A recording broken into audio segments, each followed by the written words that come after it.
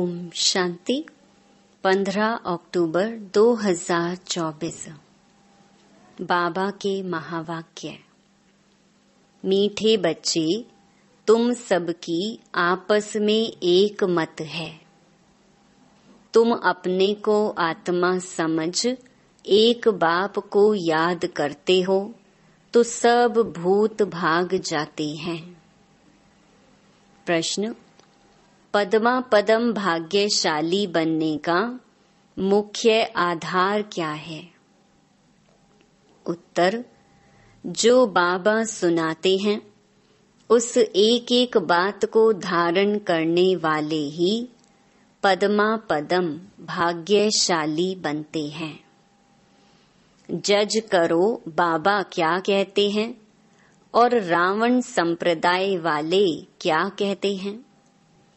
बाप जो नॉलेज देते हैं उसे बुद्धि में रखना, स्वदर्शन चक्रधारी बनना ही पद्मा पदम भाग्यशाली बनना है। इस नॉलेज से ही तुम गुणवान बन जाते हो। ओम शांति। रूहानी बाप, अंग्रेजी में कहा जाता है स्पिरिचुअल फादर। सतयुग में जब तुम चलेंगे तो वहाँ अंग्रेजी आदि दूसरी कोई भाषा तो होगी नहीं। तुम जानते हो सतयुग में हमारा राज्य होता है, उसमें हमारी जो भाषा होगी वही चलेगी। फिर बाद में वह भाषा बदलती जाती है। अभी तो अनेकानेक भाषाएं हैं। जैसा जैसा राजा वैसी वैसी उनकी भाषा चलती है। अब यह तो सब बच्चे जानते हैं। सब सेंटर्स पर भी जो बच्चे हैं उनकी है एक मत।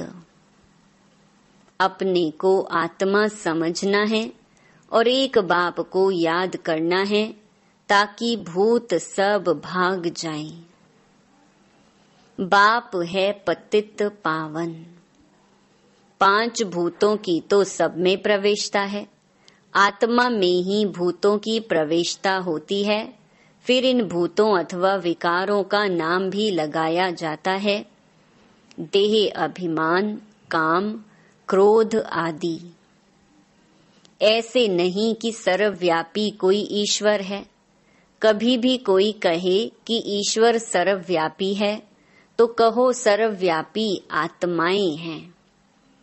और इन आत्माओं में 5 विकार सर्वव्यापी हैं। बाकी ऐसे नहीं कि परमात्मा सर्व में विराजमान है। परमात्मा में फिर 5 भूतों की प्रवेशता कैसे होगी? एक एक बात को अच्छी रीति धारण करने से तुम पद्मा पदम भाग्यशाली बनते हो। दुनिया वाले रावण संप्रदाय क्या कहते हैं और बाप क्या कहते हैं, अब जज करो। हरेक के शरीर में आत्मा है। उस आत्मा में 5 विकार प्रवेश हैं। शरीर में नहीं, आत्मा में 5 विकार अथवा भूत प्रवेश होते हैं।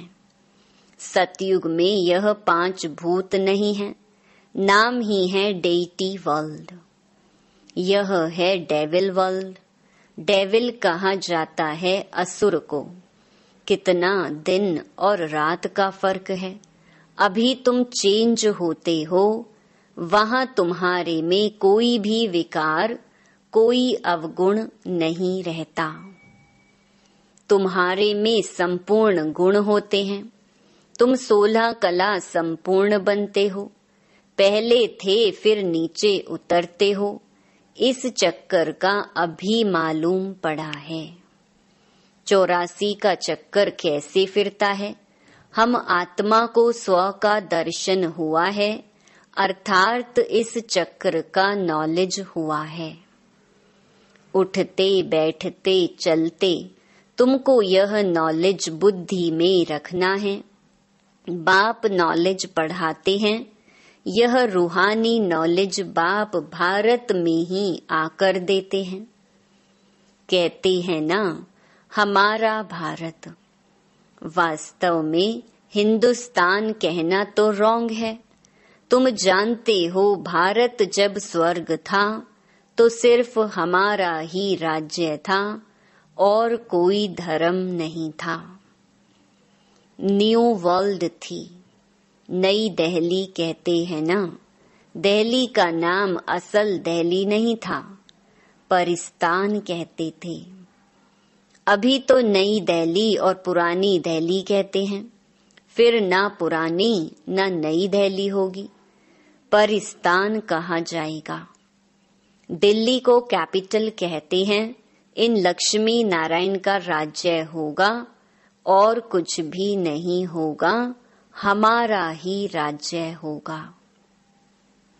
अभी तो राज्य नहीं है, इसलिए सिर्फ कहते हैं हमारा भारत देश है। राजाएं तो है नहीं। तुम बच्चों की बुद्धि में सारा ज्ञान चक्कर लगाता है। बरोबर पहले पहले इस विश्व में देवी देवताओं का राज्य था और कोई राज्य नहीं था। जमुना का किनारा था, उसको परिस्तान कहा जाता था। देवताओं की कैपिटल दिल्ली ही रही है तो सभी को कशिश होती है। सबसे बड़ी भी है, एकदम सेंटर बीच है। मीठे मीठे बच्चे जानते हैं पाप तो जरूर हुए हैं, पाप आत्मा बन गए हैं। सतयुग में होते हैं पुण्य आत्माएं। बाप ही आकर पावन बनाते हैं, जिसकी तुम शिव जयंती भी मनाते हो। अब जयंती अक्षर तो सबसे लगता है, इसलिए इनको फिर शिवरात्रि कहते हैं। रात्रि का अर्थ तो तुम्हारे सिवाय और कोई समझ न सके। अच्छे अच्छे विद्वान आदि कोई भी नहीं जानते कि शिवरात्रि क्या है, तो मनावें क्या। बाप ने समझाया है रात्रि का अर्थ क्या है। यह जो 5000 वर्ष का चक्र है, उसमें सुख और दुख का खेल है। सुख को कहा जाता है दिन, दुख को कहा जाता है रात। तो दिन और रात के बीच में आता है संगम। आधा कल्प है सोझरा, आधा कल्प है अंधियारा। भक्ति में तो बहुत तीक तीक चलती है। यहाँ है सेकंड की बात। बिल्कुल इजी है, सहज योग। तुमको पहले जाना है मुक्ति धाम, फिर तुम जीवन मुक्ति और जीवन बंध में कितना समय रहे हो, यह तो तुम बच्चों को याद है, फिर भी घड़ी घड़ी भूल जाते हो। बाप समझाते हैं योग अक्षर है ठीक, परंतु उन्हों का है जिस्मानी योग। यह है आत्माओं का परमात्मा के साथ योग। सन्यासी लोग अनेक प्रकार के हठ योग आदि सिखाते हैं तो मनुष्य मूंझते हैं। तुम बच्चों का बाप भी है तो टीचर भी है, तो उनसे योग लगाना पड़े ना। टीचर से पढ़ना होता है। बच्चा जन्म लेता है तो पहले बाप से योग होता है, फिर 5 वर्ष के बाद टीचर से योग लगाना पड़ता है।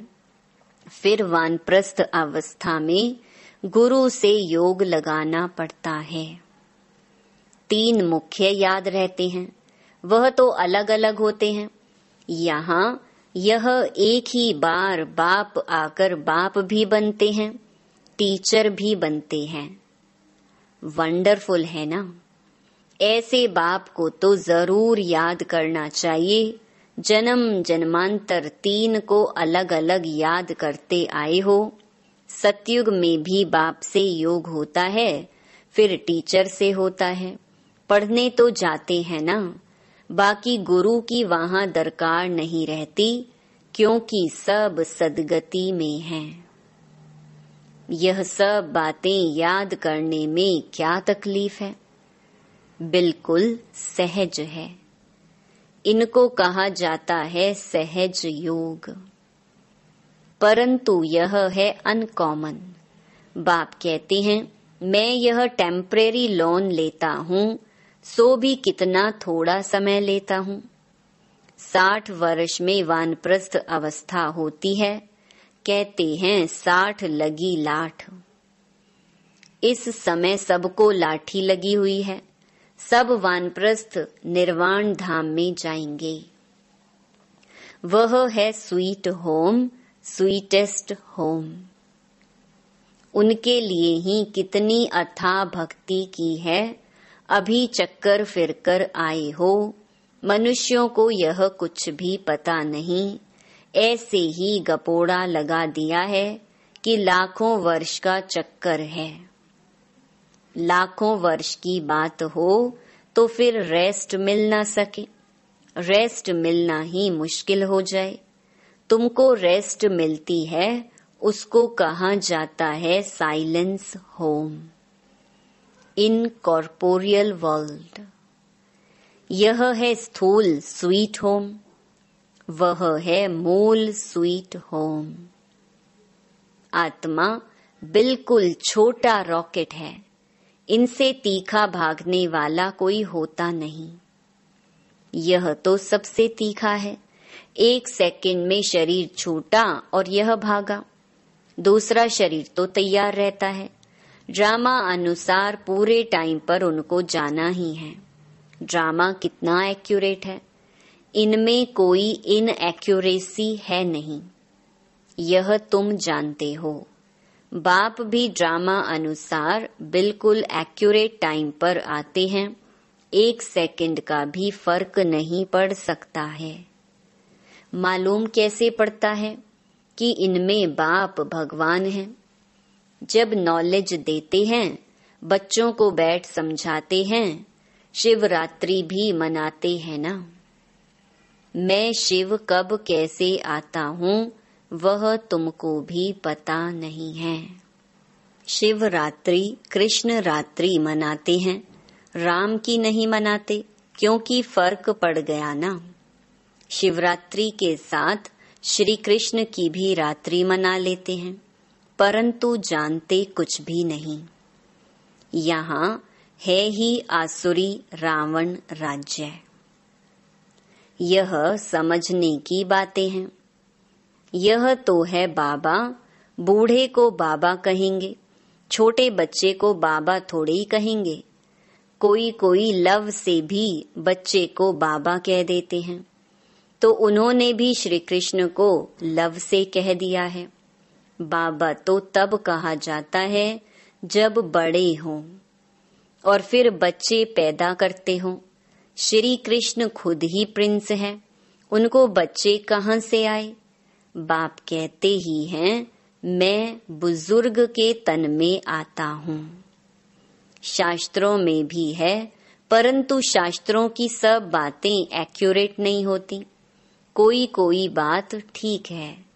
ब्रह्मा की आयु माना प्रजापिता ब्रह्मा की आयु कहेंगे, वह तो जरूर इस समय होगा। ब्रह्मा की आयु मृत्यु लोक में खत्म होगी। यह कोई अमर लोक नहीं है, इनको कहा जाता है पुरुषोत्तम संगम युग। यह सिवाय तुम बच्चों के और कोई की बुद्धि में नहीं हो सकता। बाप बैठ बताते हैं, मीठे मीठे बच्चों, तुम अपने जन्मों को नहीं जानते हो। हम बतलाते हैं कि तुम 84 जन्म लेते हो। कैसे? तो भी तुमको पता पड़ गया है। हर एक युग की आयु 1250 वर्ष है और इतने इतने जन्म लिए हैं। 84 जन्मों का हिसाब है ना। 84 लाख का तो हिसाब हो न सके। इनको कहा जाता है 84 का चक्कर। 84 लाख की तो बात ही याद ना आई। यहाँ कितने अपरम अपार दुख हैं। कैसे दुख देने वाले बच्चे पैदा होते रहते हैं। इसको कहा जाता है घोर नरक। बिल्कुल छीछी दुनिया है। तुम बच्चे जानते हो, अभी हम नई दुनिया में जाने के लिए तैयारी कर रहे हैं। पाप कट जाएं तो हम पुण्य आत्मा बन जाएं। अभी कोई पाप नहीं करना है। एक दो पर काम कटारी चलाना, यह आदि मध्य अंत दुख देना है। अभी यह रावण राज्य पूरा होता है। अभी है कलयुग का अंत। यह महाभारी लड़ाई है अंतिम। फिर कोई लड़ाई आदि होगी ही नहीं। वहां कोई भी यज्ञ रचे नहीं जाते। जब यज्ञ रचते हैं तो उसमें हवन करते हैं। बाप ने भी यह जो रुद्र यज्ञ रचा है, इसमें बच्चे अपनी पुरानी सामग्री सब स्वाहा कर देते हैं। अब बाप ने समझाया है, यह है रुद्र ज्ञान यज्ञ। रुद्र शिव को कहा जाता है।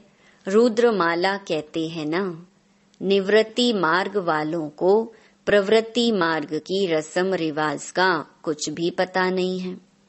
वह तो घर बार छोड़ जंगल में चले जाते हैं। नाम ही पड़ा है सन्यास। किसका सन्यास? घर बार का। खाली हाथ निकलते हैं। पहले तो गुरु लोग बहुत परीक्षा लेते हैं, काम कराते हैं। पहले भिक्षा में सिर्फ आटा लेते थे, रसोई नहीं लेते थे। उन्हों को जंगल में ही रहना है, वहां कंद मूल फल मिलते हैं। यह भी गायन है। जब सतो प्रधान सन्यासी होते हैं तब यह खाते हैं।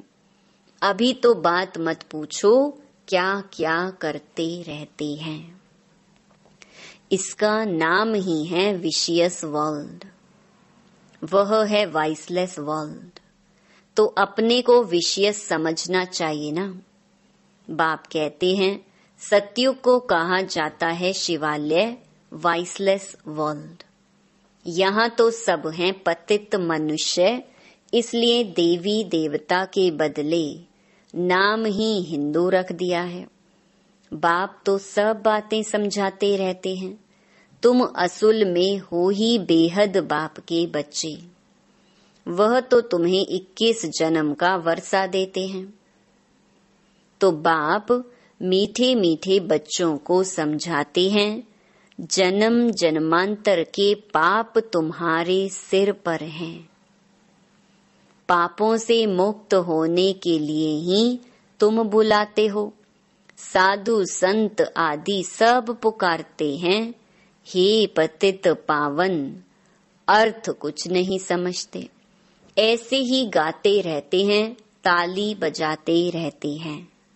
उनसे कोई पूछे परमात्मा से योग कैसे लगावें, उनसे कैसे मिलें, तो कह देंगे वह तो सर्वव्यापी है।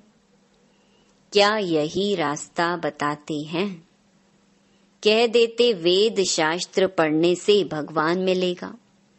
परंतु बाप कहते हैं, मैं हर 5000 वर्ष के बाद ड्रामा के प्लान अनुसार आता हूँ। यह ड्रामा का राज सिवाय बाप के और कोई नहीं जानते। लाखों वर्ष का ड्रामा तो हो ही नहीं सकता। अब बाप समझाते हैं, यह 5000 वर्ष की बात है। कल्प पहले भी बाबा ने कहा था कि मन मना भव। यह है महामंत्र। माया पर जीत पाने का मंत्र है। बाप ही बैठ अर्थ समझाते हैं, दूसरा कोई अर्थ नहीं समझाते। गाया भी जाता है ना, सर्व का सद्गति दाता एक। कोई मनुष्य तो हो नहीं सकता। देवताओं की भी बात नहीं है। वहां तो सुख ही सुख है। वहां कोई भक्ति नहीं करते। भक्ति की जाती है भगवान से मिलने के लिए। सतयुग में भक्ति होती नहीं, क्योंकि 21 जन्मों का वर्षा मिला हुआ है।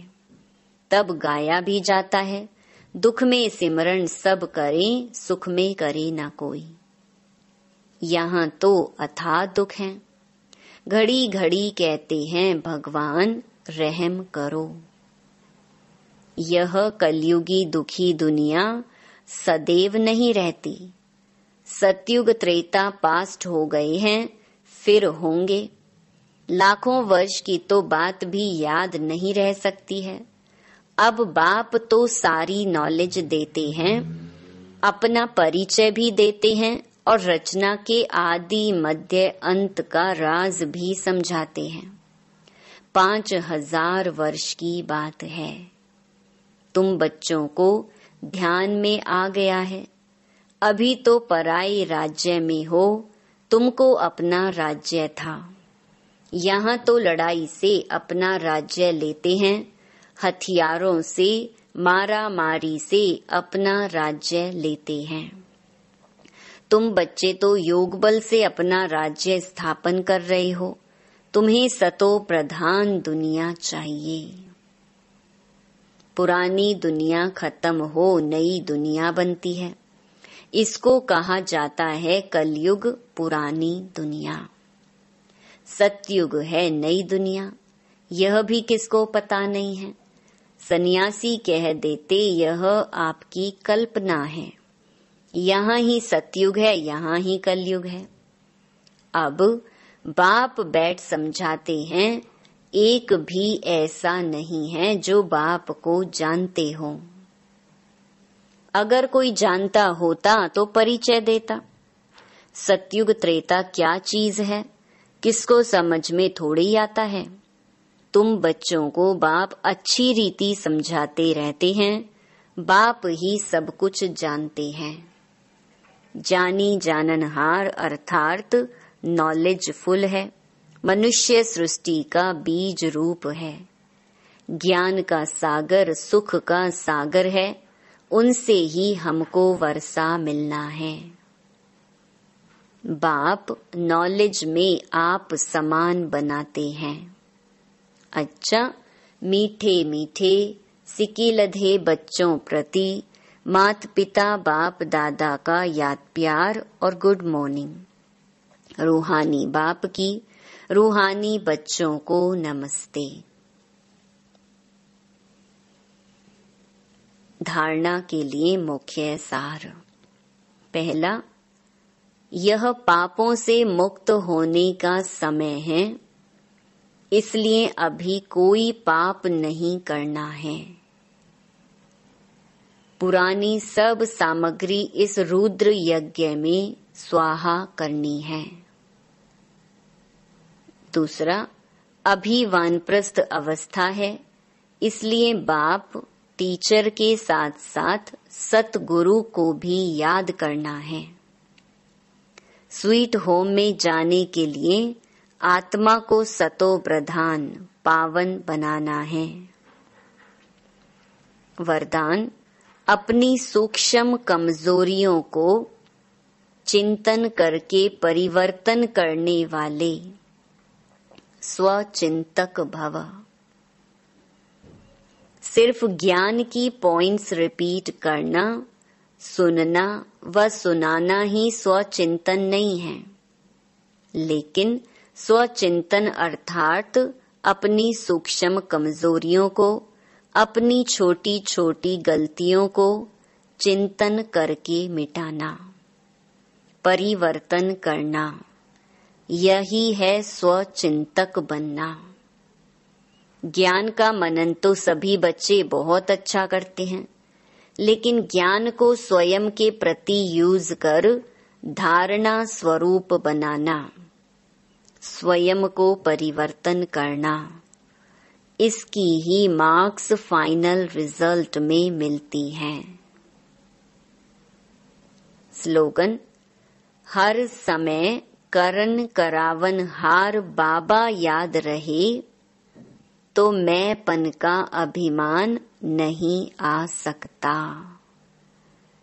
ओम शांति।